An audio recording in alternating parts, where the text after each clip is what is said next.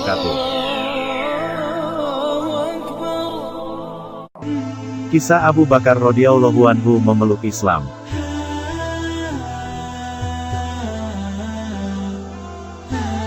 Sosok Abu Bakar radhiyallahu anhu adalah sahabat yang mendapat tempat tertinggi di sisi Rasulullah Shallallahu Alaihi Wasallam.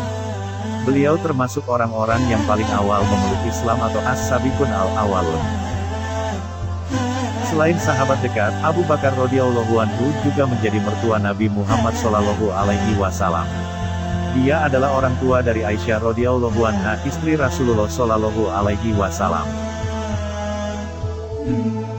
Nama lahir Abu Bakar adalah Abdul Ka'bah yang artinya hamba Ka'bah, kemudian diubah oleh Nabi menjadi Abdullah yang artinya hamba Allah.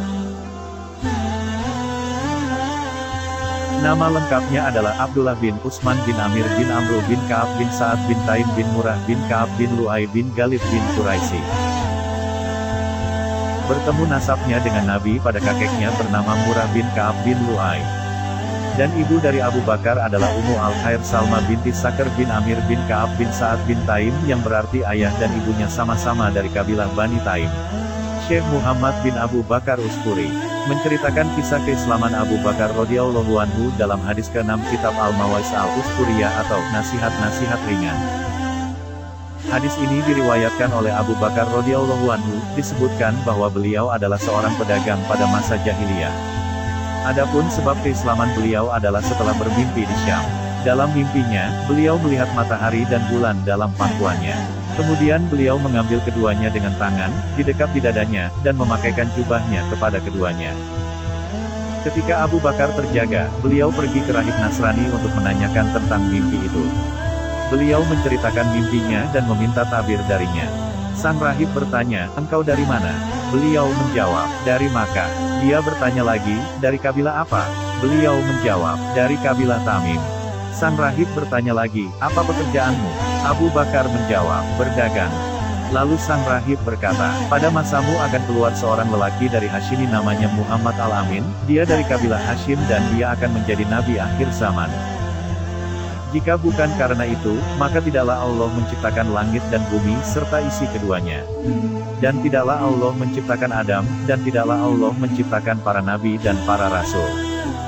Dia adalah baginda para nabi dan para rasul serta penutup para nabi, dan engkau akan masuk dalam Islamnya.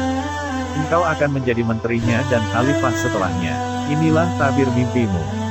Kemudian dia berkata, "Aku mendapati perangai dan sifatnya di Taurat, Injil dan Zabur, dan sesungguhnya aku telah masuk Islam dan aku menyembunyikan keislamanku karena takut dari orang-orang Nasrani." Ketika Abu Bakar mendengar penjelasan tentang sifat Nabi seperti itu dari rahib, luluhlah hatinya dan rindu mengunjungi Nabi Muhammad Shallallahu Alaihi Wasallam. Kemudian Abu Bakar kembali ke Makkah dan mencari Nabi Muhammad Shallallahu Alaihi Wasallam dan akhirnya bertemu beliau. Abu Bakar menyukai Nabi Muhammad Shallallahu Alaihi Wasallam dan tidak sabar walau sesaat memandang wajah beliau. Setelah sekian lama, suatu hari Rasulullah Shallallahu Alaihi Wasallam berkata padanya, "Wahai Abu Bakar, setiap hari engkau datang kepadaku dan duduk bersamaku, mengapa engkau tidak masuk Islam?" Abu Bakar radhiyallahu anhu menjawab, "Andai kata engkau adalah seorang nabi, maka engkau harus memiliki mukjizat." Nabi Shallallahu Alaihi Wasallam bersabda, "Tidakkah cukup bagimu mukjizat yang telah engkau lihat di Syam, dan telah ditabirkan oleh rahib tersebut, dan dia telah mengabarimu tentang keislamannya?" Mendengar jawaban itu, Abu Bakar memeluk sahabatnya dan mencium keningnya sambil berkata, "Aku bersaksi bahwa engkau adalah Rasul Allah." Demikianlah, ketika Rasulullah mengajak Abu Bakar kepada Islam, tanpa ragu-ragu dan menunda-nunda, Abu Bakar pun menyambut seruan tersebut. Setelah memeluk Islam, Abu Bakar menamparkannya terang-terangan, bahkan ikut berdakwah mengajak kaum kerabatnya atau orang-orang yang biasa duduk bersamanya kepada Islam. Melalui ajakan beliau, masuk Islam pula beberapa tokoh Quraisy yang termasuk 10 orang yang dijamin oleh Rasulullah masuk surga tanpa hisab dan tanpa azab. Ditambah lagi hubungan persahabatannya dengan pribadi Nabi Muhammad yang agung, akhirnya menempatkan dirinya dalam hati Rasulullah cukup istimewa. Semua kejadian masa lalu terekam dalam benak Abu Bakar. Pergaulannya yang erat dengan Nabi membuatnya banyak melihat keanggunan pribadi beliau.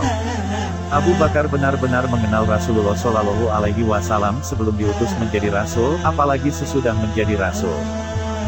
Bagi Abu Bakar, tidak mungkin Muhammad bin Abdullah ini akan berdusta atas nama Allah, karena dia tidak pernah sekalipun berdusta kepada manusia manapun.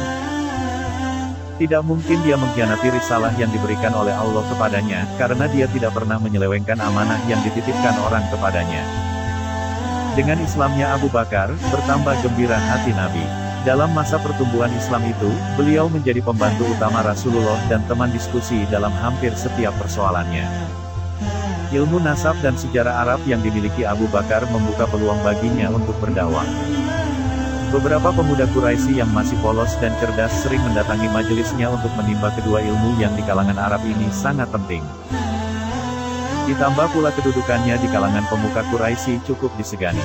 Mulailah Abu Bakar mengajak orang-orang yang hadir di majelisnya kepada Islam. Masuk Islam pula di tangan beliau orang-orang yang kemudian menjadi cikal bakal pembela dan pendukung utama dakwah ini, dengan jiwa raga dan harta mereka. Selain tokoh-tokoh yang dijamin masuk surga, ada pula di antara mereka, Al-Arkam bin Abil Arkam, yang rumahnya menjadi markas pertemuan cikal bakal masyarakat muslim. Kemudian, Utsman bin Maz'un, Abu Salamah bin Abdul Asad. Meskipun demikian, Abu Bakar tidak pernah melupakan keluarganya sendiri. Masuk Islamlah Asma, Aisyah, Abdullah, dan istri Abu Bakar, Ruman, serta pembantunya, Amir bin Fuhairah. Bersama Rasulullah Shallallahu Alaihi Wasallam, Abu Bakar turut menyebarkan Islam. Semakin bertambahlah jumlah kaum muslimin.